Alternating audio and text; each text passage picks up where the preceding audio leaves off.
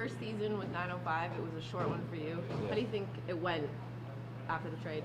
I think it went really well. Ever since I came here, the team was really welcoming, and I thought I fit well with the team and how they played. And the last 10 games or so, I think when I was here, I was really happy with the way I played and the way the team played.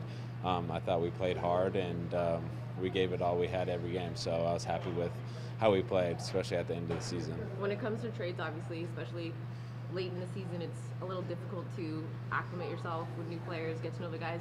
Were you surprised at how quickly you and Davion together were able to get in with the guys and feel comfortable? Yeah, I was surprised, but that's all the props to the organization here and the players here and the coaches and the staff.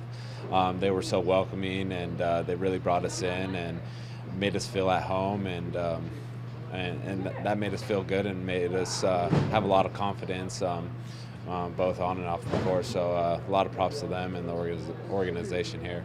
You sort of came in with the notion you could shoot the ball, much like your brother, play defense, but did you expect to have as big of an impact with the 905 as you did to finish out the season? I wasn't really sure. I wasn't really sure what my role was, and after I kind of figured out what it was going to be in practice and stuff like that, it gave me a lot of confidence to, have the ball in my hands and make a lot of different kind of decisions. So, I thought the coach and the staff really put me in a really good, position to succeed, and I just was able to do that on the basketball court, and it was a cool experience. Defensively, you got a lot of assignments of bigger guys that a lot of people would look at that type of matchup and say, oh, he's going to get destroyed.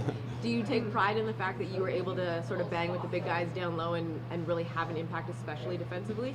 Yeah, I mean, I've played the 4 or 5 position in college too, so I really had to play against bigger guys, and I played against my brother too, who's a lot bigger than me. So, I was used to it, and I like to battle. I like to play hard. I like to, I like to be down low with the big guys. So it didn't really faze me, and like I said, our team defense was really good this year, especially at the end of the season. So that helped a lot too. Talk about the difference between playing with Idaho and playing with the 905 with the way the systems are. The systems, I mean, in the DLeague, it's very similar. It's fast-paced, but I'll just say probably the biggest difference here was kind of they used the open offense and made you make the decisions instead of having set offenses where you had to do certain things.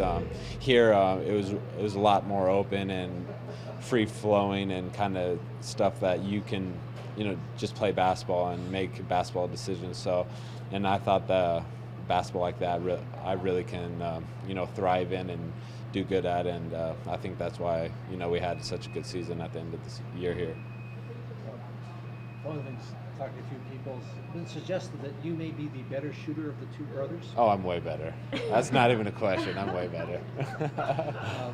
And we saw, well, you were here, you were an excellent shooter, but we didn't really necessarily know that coming in. You didn't seem to have the same opportunities in Idaho that you have had here to show what you can do. Yeah, we had a lot of good players in Idaho, so I didn't really have as much opportunity to play and showcase it in Idaho, and but I was really grateful for the trade, so I could really showcase what I had, and this offense here really showcased the positive things that I can do on a basketball court. So I was actually really happy with the trade. You don't always think about with the D-League. The NBA, it's an opportunity league. If you don't get your chance, you never get a chance to shine. Yeah. But it seems like they're running into the same situation here. Yeah, I mean, it happens with a lot of players, a lot of different teams. What in the world? But like you said, when you get the opportunity, you really got to showcase what you can do, and they gave me an opportunity here, and I was really grateful for that. People with your ability to shoot from the outside and play a bit of defense often go to Europe to make more money. What brought you to the D-League instead of looking for better financial opportunities elsewhere?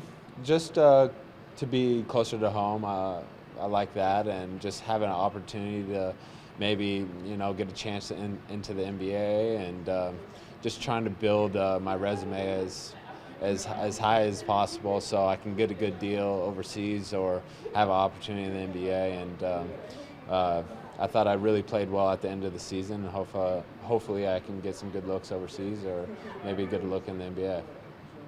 Where does the confidence come from to pull up 5 feet behind the three-point line on a fast break and knock down a shot in transition? Two of them.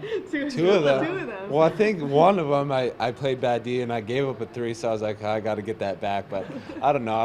I was feeling it. I wanted to have fun, ending the season off and playing with high confidence. So it's just basketball's all about confidence and just the feeling, a good feeling, and that I've had that the last couple games, and so I just shot it.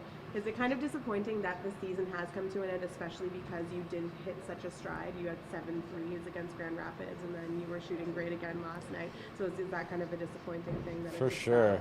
I mean, we were talking in the locker room that the league's lucky that the league hasn't.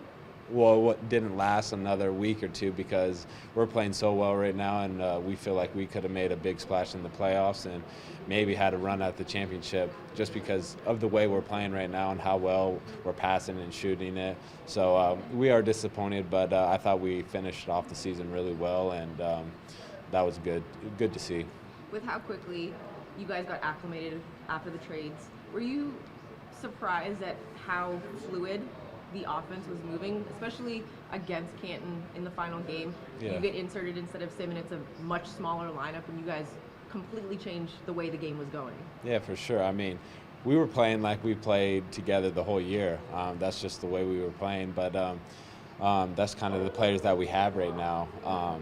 But it was really fun to play with this team, and we really shared the ball really well. And that's the kind of basketball you want to play, is not with selfish players. We were really moving the ball really well and didn't care who had the ball to score or whatnot. So that was really fun to play with this team. One of the things, to me, watching the game is you talk a lot on the court. Like, you were showing a lot of signs of being more like a facilitator, point guard. You like to shoot, but obviously you were also looking for the open guy and telling people, it seemed like you were directing people where to go. Yeah, well, I'm one of the older guys on the team, so some of the coaches were looking to me as kind of a leader, someone the players can kind of look to for advice or whatnot. So I kind of wanted to show that, especially at the end of the season, just a little leadership and kind of getting the guys together. So I thought that helped, and just talking on the court, communicating is a positive thing and something that needs to happen. Is that natural for you? Is that something you've done your whole career, or is this something you've had to learn? It wasn't natural for me in college, but I grew to get better at it. Especially in my senior year, I became a really vocal leader. But for me, it kind of depended what team I was on. In Idaho, I didn't really talk as much as I did here because we had a lot of older guys on that team. But this team, I think, needed a vocal leader, and I just stepped up to be that guy.